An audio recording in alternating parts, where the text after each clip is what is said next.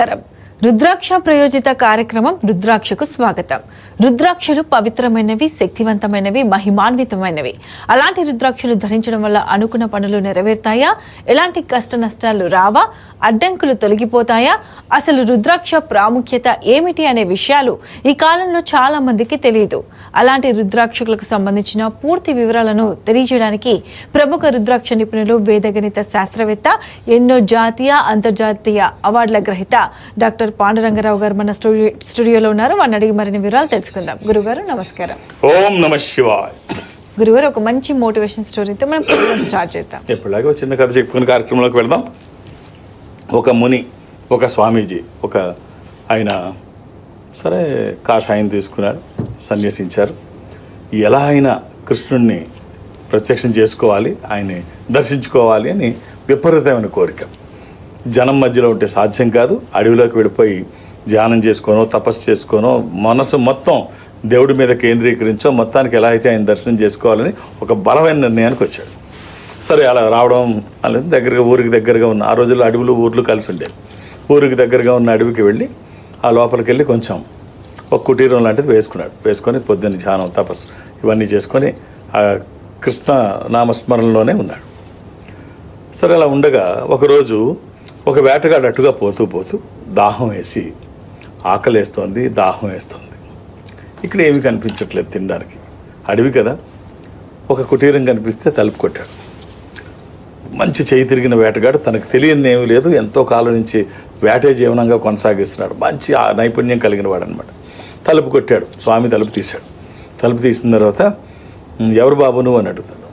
బాగా దాహం వేస్తుంది అంటే, మనిషి కూడా బాగా ఇదైపోయావు, ఆకలితో కూడా ఉన్నట్టున్నావు, లోపలికి రాని భోజనం పెట్టి మంచినీళ్ళు ఇచ్చి అన్నీ చేసిన తర్వాత, సేదతీరిన తర్వాత, ఏం చేస్తావు బాబు అంటే, నేను ఇలా వేటాడతాను, వేటగాడిని, నాకు తిరుగులేని వేటగాడిని, వేటలో నాకు ఎదురు లేదు, చెయ్యి తిరిగిన వాడిని అంటే, అలాగా బాబు, సరే మీరేం చేస్తారు పెద్ద అయినా అని అడుగుతాడు.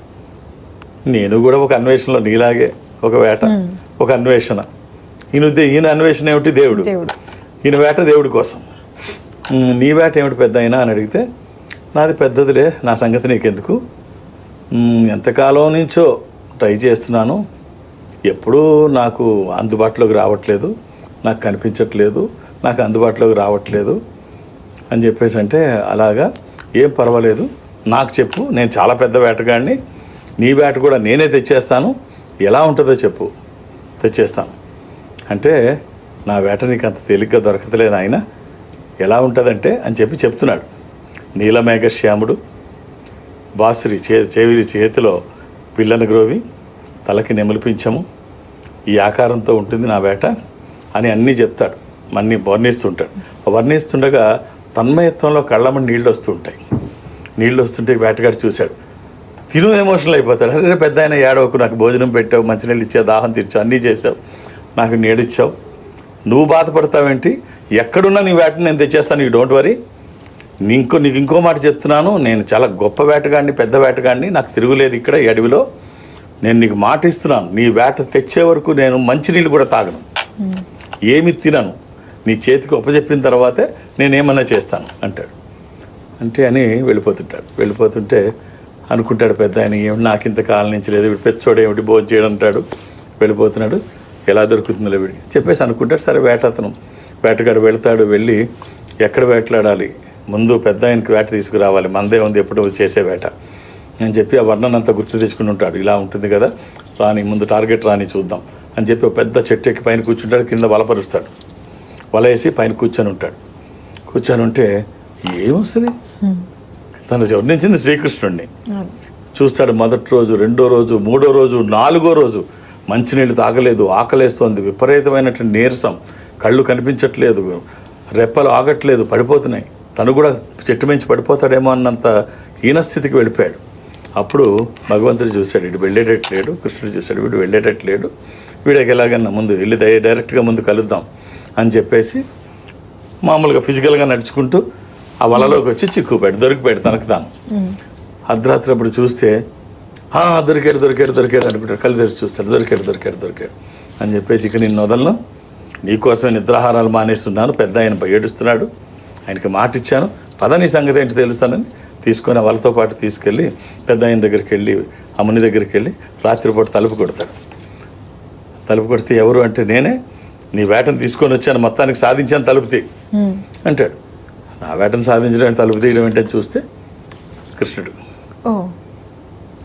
మత్తిపోయి అప్పుడు అడుగుతాడు, స్వామి ఏంటిది, ఇంతకాలం నుంచి నీకోసం తపస్సు చేస్తున్నాను, నాకు కనిపించలేదు, వాడు వెళ్ళి తీసుకొచ్చేసాడు, ఏమిటి స్వామి మాయ అని అడిగితే అప్పుడు కృష్ణుడు చెప్తాడు, ఏముందయ్యా నీకంటే చాలా గొప్ప భక్తుడు తను, నువ్వు ధ్యానం చేసుకుంటావు, నీ పనులు నువ్వు చేసుకుంటావు, నీ పనులతో పాటు నా పని చూస్తుంటావు, వాడు అలా కాదు, ఇంక ఏ పని పెట్టుకోవాలా, 4 రోజులు బతకడానికి శ్వాస తీసుకున్నాడు మాత్రమే, వాడి దృష్టి నా మీదే, వాడి ఆలోచనలు నా మీదే, అన్నీ ఇంకా ఏమీ లేదు, తిండి తిప్పలు మానేశాడు, మంచినీళ్ళు కూడా తాగలేదు, ఆ ఆకారాన్నే ఊహించుకొని నన్నే తలుచుకొని నానామస్మరణే చేసుకుంటూ అలా 4 రోజులు ఉన్నాడు. సామాన్యమైన విషయం కాదు, నిద్ర కూడా పోలేదు. అలాంటి వాడు ఎక్కడుంటాడయ్యా అని చెప్పేసి అందుకనే వాడికి కనిపించాను. సో కట్ చేస్తే ఈ కథ మనకి ఏం తెలియజేస్తుందంటే, ఏదైనా అంత సిన్సియర్గా, అది వ్యాపారమైన భక్తి అయినా ఆ స్థాయిలో మనం ప్రయత్నం చేస్తే అసాధ్యమేమీ కాదు. ఓకే గురుగారు, కాలర్స్ రెడీగా ఉన్నారు. ఫస్ట్ కాలర్ భరత్ కుమార్ గద్వాల్ నుంచి. నమస్కారం అండి భరత్ గారు. భరత్ గారు నమస్కారం అండి, మాట్లాడండి. భరత్ గారు, గురుగారితో మాట్లాడండి. భరత్ గారు, భరత్ కుమార్ వాళ్ళ భరత్ కుమార్ మా అబ్బాయి గురించి తెలుసుకుందామని. హలో, భరత్ కుమార్ రెడ్డి గురించి మాట్లాడాలనుకుంటున్నా, తెలుసుకోవాలనుకుంటున్నా. భరత్ కుమార్ గారు డేట్ ఆఫ్ బర్త్ ఇస్తారా? 15/12/2010. ఎవరిదండి ఇది? మా బాబుది. శనివారం పుట్టినట్టు తెలుసు అనుకుంటాను. సాటర్డే. సాటర్డే. ఎంతమంది పిల్లలు మీకు? 2. అలాగే అబ్బాయి పుట్టింది అమావాస్య కూడా, శనివారము అమావాస్య. ఇది వృశ్చిక రాశి, స్కార్పియో. అబ్బాయి ఏం చేస్తున్నాడు సార్? బీటెక్ 3rd year ఇప్పుడు చేస్తున్నాడు. విషయం ఏంటంటే చెప్పండి. సెమిస్టర్ కి మార్కులు తక్కువ వస్తున్నాయి, అది డౌట్. మనకి ఫ్యూచర్ ఏంటి, ఎట్లా గోల్ చేస్తున్నాడు అది? మార్క్స్ తక్కువ అవుతున్నాయంటారా? సెమిస్టర్ కి తక్కువ వస్తున్నాయి. సెమిస్టర్ కి తక్కువ వస్తున్నాయి. బ్యాక్లాగ్స్ ఏమైనా ఉన్నాయా? బ్యాక్లాగ్స్ ఏమైనా ఉన్నాయా? ఉన్నా తప్పులేదండి, ఇవన్నీ కామనే. కాకపోతే రిజల్ట్ తగ్గుతూ వస్తుంది. ఏం సార్ ఇప్పుడు మార్కులు మనం ఏం చేస్తాం, పచ్చడి పెట్టుకుంటాం, వాళ్ళకి నాలెడ్జ్ ఉండాలి. కానీ ఇంకొక సంవత్సరం కళ్ళు మూసుకుంటే అయిపోతుంది సార్. మీరేమి వాళ్ళని కంగారు పెట్టకండి, ఇబ్బంది పెట్టొద్దు. వాళ్ళని తగ్గుతుందని కానీ ఏమీ లేదు. శుభ్రంగా ఇప్పుడు వరకు బ్యాక్లాగ్స్ లేవు, ఫెయిల్యూర్స్ లేవు. సో చక్కగా వాళ్ళని ఎంకరేజ్ చేయండి, ఇంకా బాగా వస్తాయి. చిన్న విషయం మీకు తెలియదు ఏముంది, ఇప్పుడు 30% మార్క్స్ వచ్చిన వాళ్ళని నువ్వు ఎప్పుడు చదువుతావురా, ఇన్ని మార్కులు ఎప్పుడు తెచ్చుకున్నావు, అసలు 0 వస్తాయి అనుకుంటే ఇన్నెట్లు వచ్చాయి నీకు అని అడిగితే ఈసారి 80 వచ్చినా ఆశ్చర్యపడక్కర్లా. 90% వచ్చిన వాళ్ళని పెద్ద బిల్డప్, నువ్వు ఎదవగోవాలా, బిల్డప్ తప్ప ఏమీ లేదు, ఎప్పుడు చూసినా బుక్స్ ముందేసి కూర్చుంటావు బిల్డప్, నీ పక్కన 95% తెచ్చుకుంటాడు, నీకు ఎంత బిల్డప్ తప్ప 90 దాటవు ఎప్పుడు కూడా. అంటే ఆ తర్వాత 30కి పడిపోయినా ఆశ్చర్యపడక్కర్లేదు. వాళ్ళు ఏం కోరుకుంటారంటే అప్రిషియేషన్. పిల్లలు ఏం కోరుకుంటారు? అప్రిషియేషన్. ఓ మంచి పని చేసి మన దగ్గర మెప్పు పొందాలనుకుంటారు. సో వాళ్ళని ప్రతి చిన్న విషయానికి మనం అభినందిస్తూ ఉంటే వాళ్ళ పెద్ద టార్గెట్లు సాధించడానికి అవకాశం ఉంటుంది. ఎప్పుడు కూడా వాళ్ళు ఒకవేళ తగ్గినా కూడా మనం వాళ్ళని కించపరచకుండా, తగ్గామని చెప్పకుండా, పక్క వాళ్ళతో కంపేర్ చేయకుండా వీళ్ళని ప్రోత్సహిస్తే, నీ వెనక నేనున్నాను అని ఒక మెసేజ్ ఇస్తే వీళ్ళు అద్భుతాలు చేస్తారు. సార్ అబ్బాయి జాతకం బాగుంది, ఒక్క రుద్రాక్ష, 12ముఖి రుద్రాక్ష, 13ముఖి రుద్రాక్ష, ఈ 2 బాబువే. 12 ఆదిత్య స్వరూపము అంటే సూర్య స్వరూపం, ఉన్నతమైన స్థితి కోసము, అనారోగ్య సమస్యలు లేకుండా బ్రైట్ ఫ్యూచర్ కోసము. అది కుదరకపో తర్వాత 13 ముఖాలు 13, ఇది ఇంద్ర రుద్రాక్ష, రూలింగ్ రుద్రాక్ష, కమాండింగ్ రుద్రాక్ష. అనుకున్నది సాధించడానికి, సంకల్పం సిద్ధించడానికి, కోర్కెల సాఫల్యం కోసం జాతకపరంగా అవసరమైంది కూడా 13. సో ఈ రెండిట్లో ఏదైనా ఒక్కటి చాలు. వచ్చిన తర్వాత మార్పు మీరు చూస్తారు. మీ ఆశీర్వచనము, వాళ్ళ ప్రయత్నము, ఈశ్వరానుగ్రహము నా వంతు బాధ్యతగా జాతకాన్ని వేదగణితంతో అధ్యయనం చేయడం వల్ల జాతకంలో ఏమైనా దోషాలుంటే నివారించబడతాయి. ఈ రుద్రాక్ష స్వయం ఈశ్వర స్వరూపము. ఈశ్వరుడే స్వయంగా రుద్రాక్ష రూపంలో గుండెల మీద నడయాడుతూ ఉంటే విజయాలు ఎప్పుడు పక్కనే ఉంటాయి, వ్యతిరేక శక్తులు దరిదాపులకి రావు. ఆల్ ది బెస్ట్ అండి. ఆహార నియమాలు ఏమీ లేవు. గురుగారు నెక్స్ట్ కాలర్ కడలి నుంచి హారతి. నమస్కారం అండి హారతి గారు. నమస్కారం అండి. గురుగారితో మాట్లాడండి. హలో గురుగారు, నమస్కారం. అమ్మా ఓం నమ శివాయ. నమస్కారం అండి. చెప్పండి అమ్మా. నా పేరు హారతి అండి. డేట్ ఆఫ్ బర్త్ అమ్మా. 12వ తేదీ 12వ నెల 92. 12వ నెల 12వ తేదీ 92. డిసెంబర్ 12, 1992. 92 12వ తేదీ. అదే 12/12/1992. అంతే కదమ్మా? అంతే అండి. అమ్మా శనివారం పుట్టినట్టు తెలుసు కదా? తెలుసండి. ఎవరిదమ్మా ఇది? నాదేనండి. ఏం చేస్తున్నారమ్మా? నేను టైలరింగ్ చేస్తానండి. పిల్లలు ఎంతమంది? పిల్లలు లేదండి, ఇంకా వివాహం కాలేదు. కొంచెం ఆలస్యం అయిందమ్మా. ఎక్కడి నుంచి మాట్లాడుతున్నారు? అనంతపూర్ డిస్ట్రిక్ట్. ఇది తదియా కృష్ణపక్షము, బహుళ తదియా. ఇది కర్కాటక రాశి అమ్మ. వేసుకోవడానికి ఒక నవముఖి రుద్రాక్ష, 9 ముఖములు కలిగిన ఈ రుద్రాక్ష నవశక్తి స్వరూపము. ఇది అమ్మవారి స్వరూపం. విజయాలు చేకూర్చి దోషాలు నివారించేది. ఇది ఎప్పుడూ శరీరానికి తాకే విధంగా వేసుకోగలిగితే ఒక అద్భుతం. దోషాలు నివారించబడి అనుకున్నవి సాధించడానికి అమ్మవారే రక్షణ కవచంగా ఉండే ఒక అద్భుతమైన రుద్రాక్ష మీ జాతకానికి సరిపోతుంది. అవకాశం ఉంటే వేసుకొని చూడండి అమ్మా. వచ్చిన తర్వాత మార్పు ఏమిటో తెలుస్తుంది. All the best. గురుగారు నెక్స్ట్ కాలర్ వరంగల్ నుంచి రచన. నమస్కారం అండి రచన గారు. రచన గారు మాట్లాడండి. గురుగారు ఓం నమ శివాయ.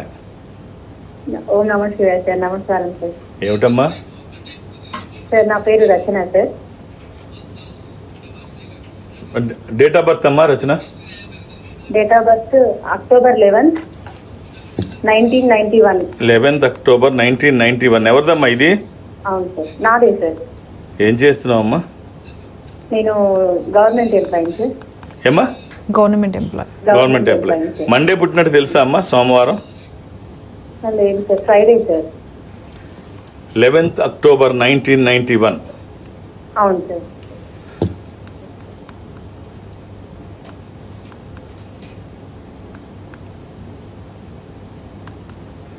సారీ, ఇది ఫ్రైడే.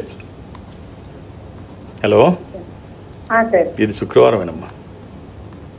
అవును సార్, శుక్రవారం సార్. పిల్లలమ్మా? ఒక బాబు సార్. ఇది చవితి శుక్లపక్షము, శుద్ధ చతుర్థి. ఇది వృశ్చిక రాశి. ఒకవేళ మీరు మధ్యాహ్నం 2 తర్వాత పుడితే అది ధనుర్రాశి, మూల నక్షత్రం అవుతుంది. రైట్ అమ్మా. మీరు వేసుకోవడానికి ఒకే ఒక్క రుద్రాక్ష, ఏకాదశముఖి, ఏకాదశ రుద్ర స్వరూపము. ఇది హనుమాన్ స్వరూపము కూడా. ఆధ్యాత్మికంగా మంచిది, ఆరోగ్యపరంగా మంచిది, భయాందోళనకు అవకాశం లేనటువంటిది. ఇది కుదరకపోతే నవముఖి కూడా వేసుకోవచ్చు, అమ్మవారి స్వరూపం. ఈ రెండిట్లో ఏది వీలైతే అది ఒక్కటి చాలు. ఎలాంటి నియమాలు లేవు. 24/7 ఎప్పుడు వేసుకోవచ్చు. ఇది వచ్చిన తర్వాత మార్పు ఏమిటో మీరు చూస్తారు. అలానే ఏది పడితే అది వేయకండి. దురదృష్టం, రుద్రాక్షల్లో 100కి 99 నకిలీయే ఉంటాయి. ఒక్కటైనా మంచిది వేయగలిగితే అదొక అద్భుతం. All the best. గురుగారు నెక్స్ట్ కాలర్ హిందూపురం నుంచి నరసింహులు. నమస్కారం అండి నరసింహులు గారు. నమస్కారం మేడం. బాగున్నారు మేడం? బాగున్నానండి. గురుగారితో మాట్లాడండి. నరసింహులు గారు. Sir Mogala Narasimhulu sir. నేను వచ్చింది మీ ఆఫీస్కి బెంగళూరుకే. బెంగళూరుకా? అవును సార్. సార్ మా కొడుకు డేట్ ఆఫ్ బర్త్ ఇస్తాను సార్. చెప్పండి. 11వ తారీఖు 11వ నెల 2005 సార్. ఎంతమంది పిల్లలండి మీకు? ఒక కొడుకు కూతురు సార్. 11వ తారీఖు. అవును, శుక్రవారం నాడు పుట్టినట్టు తెలుసు కదా? అవును సార్. అవును సార్, శుక్రవారం. ఏం చేస్తున్నాడు అబ్బాయి? ఈవిడ 10th పరీక్షలు రాస్తా అంటాడు సార్. Very good. కొంచెం ఆలస్యం అయిందా? ఇప్పుడు 10th ఏమిటి? అవును సార్, అంత 6 ఏళ్ళకి వేస్తుంటుంది సార్ స్కూల్కి. అవును సార్. Right right right. ఇది నవమి శుక్లపక్షము, శుద్ధ నవమి. ఇది కుంభరాశి.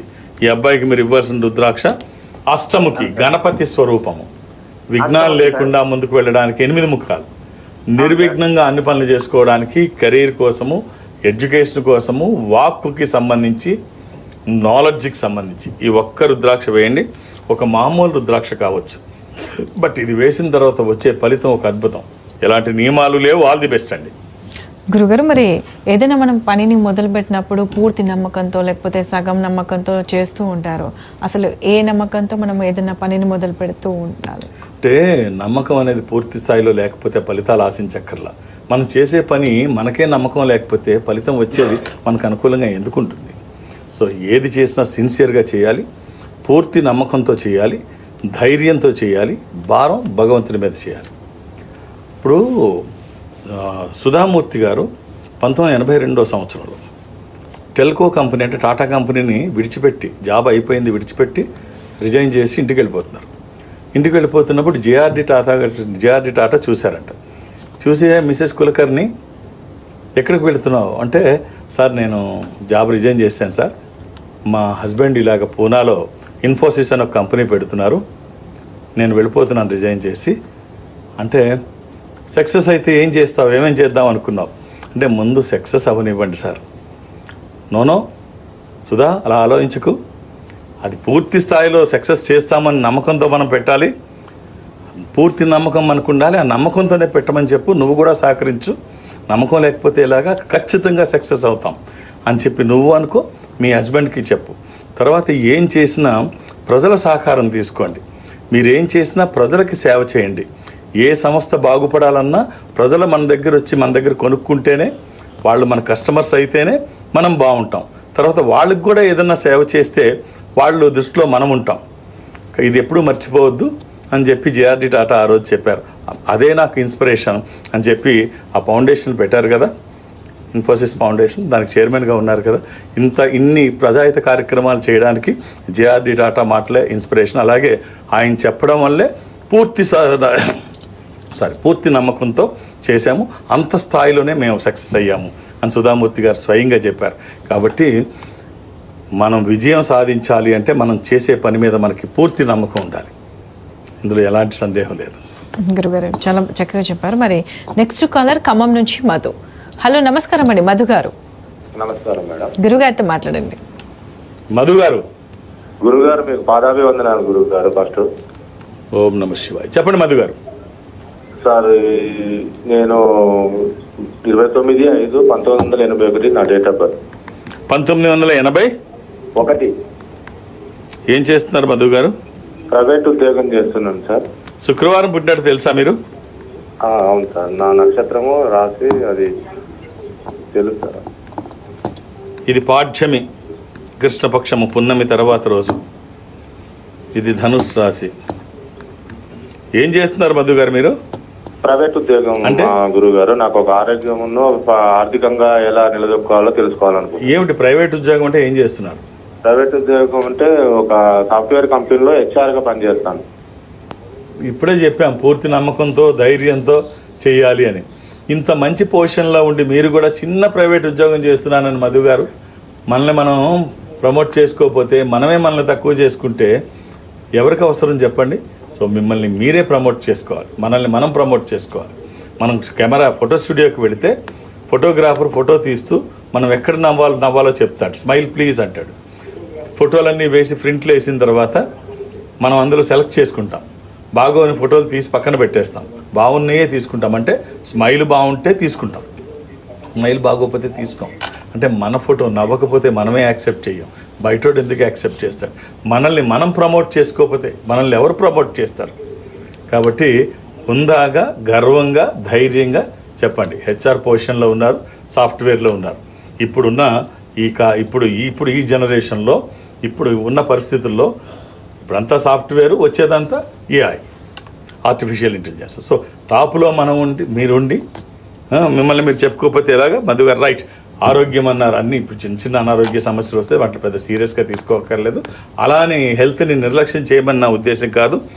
ఒక ద్వాదశి, త్రయోదశి, నవముఖి 3 మీకు సంబంధించినవి. ఇందులో ఏదైనా ఒక్కటి, 12 ముఖాలు సూర్యస్వరూపము, 13 ముఖాలు ఇంద్ర రుద్రాక్ష, 9 ముఖాలు అమ్మవారి స్వరూపం, 3 ఏదైనా ఒక్కటి వేసుకోండి. All the best. గురుగారు అవకాశం నెక్స్ట్ కాలర్ ఈసీఐఎల్ నుంచి ఉప్పలయ్య. నమస్కారం అండి ఉప్పలయ్య గారు. గురుగారితో మాట్లాడండి.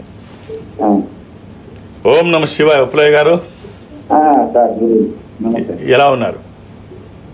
సార్ డేట్ ఆఫ్ బర్త్ ఇస్తారా? డేట్ ఆఫ్ బర్త్ ఇస్తారా? చెప్తాను. చెప్పండి.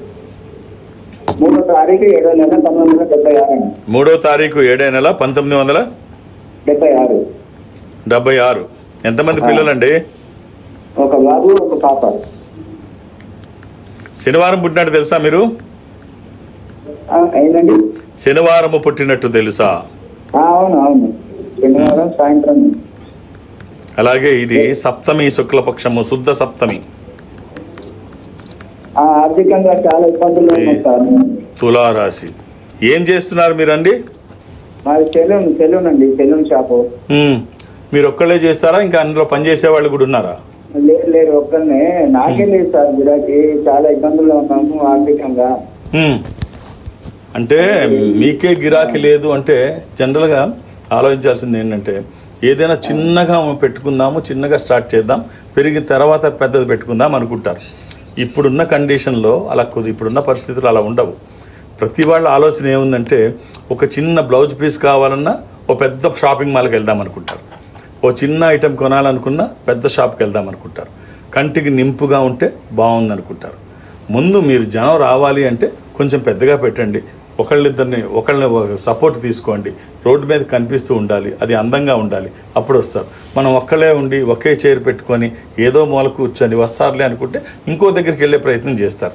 అంటే మనం ఎక్కడికైనా వెళ్ళాలి అనుకున్నప్పుడు ఎలా ఉంటే మనం వెళ్తాం. అలాగే కస్టమర్ కూడా అలాగే ఆలోచిస్తాడు. మనం కస్టమర్ దృష్టితో ఆలోచిస్తే ఇంగ్లీష్ వాళ్ళు ఏమంటారంటే ఎదరవాడి షూలో కాలు పెట్టి ఆలోచించు, అప్పుడు కరెక్ట్గా ఆలోచించగలుగుతాం అంటారు. అలాగే మనం ఏది ఆలోచించినా ఎదరవాడి దృష్టితో ఆలోచించగలిగితే సక్సెస్ ఎప్పుడు మన పక్కనే ఉంటుంది.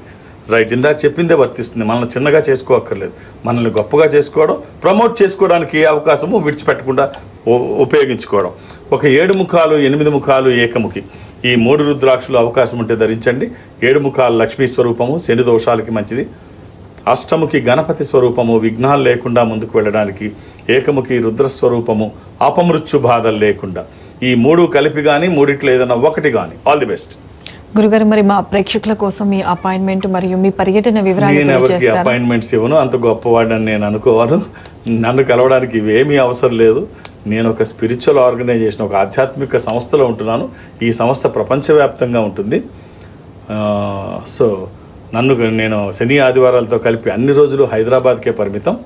నన్ను కలవడానికి నేను ఎవ్వరికీ అపాయింట్మెంట్స్ ఇవ్వను, ఏ రికమెండేషను తీసుకోను. నేనున్నప్పుడు వస్తే చూసేస్తాను అంతే, నన్ను కలవడానికి ఇవేం అవసరం లేదు. అలాగే మీరు ఏ దూర ప్రాంతాల్లో ఉంటే నన్ను కలవడానికి హైదరాబాద్ వరకు రావక్కర్లేదు. మీకు అంటే నేను సౌత్ ఇండియా అంతా జనరల్గా అటెండ్ అవుతుంటాను, చూస్తుంటాను. మీరు ఈ సంస్థ ఆఫీస్ దగ్గరగా ఉన్న ప్రాంతంలో మీరు ఉంటే, అంటే అది చెన్నై కావచ్చు, బెంగళూరు, విశాఖపట్నం, విజయవాడ, తిరుపతి, రాజమండ్రి, ఇలా ఏదైనా కానివ్వండి, మీరు అక్కడికి దగ్గరలో ఉంటే మీరు అక్కడికి వెళితే ఒక స్పెషల్ స్క్రీన్ ముందు మా వాళ్ళు, అటు మీరు ఇటు నేను 1-to-1 మాట్లాడించే ప్రయత్నం వాళ్ళు చేస్తారు, మాట్లాడే ప్రయత్నం నేను చేస్తాను. ఆ రకంగా నాతో మాట్లాడిన, డైరెక్ట్గా హైదరాబాద్ వచ్చి నన్ను కలిసిన, ఒక్క డేట్ ఆఫ్ బర్త్ మాత్రమే చూసే అవకాశం ఉంటుంది. 2-3 చూడమని దయచేసి నన్ను అడగొద్దు, అది సాధ్యం కాదు. అర్థం చేసుకొని సహకరించండి. గురుగారు, రుద్రాక్ష ప్రాముఖ్యత గురించి తెలియజేసినందుకు ధన్యవాదములు. ఓం నమ శివాయ. ఇది ఇవాల్టి రుద్రాక్ష కార్యక్రమం. నమస్కారం.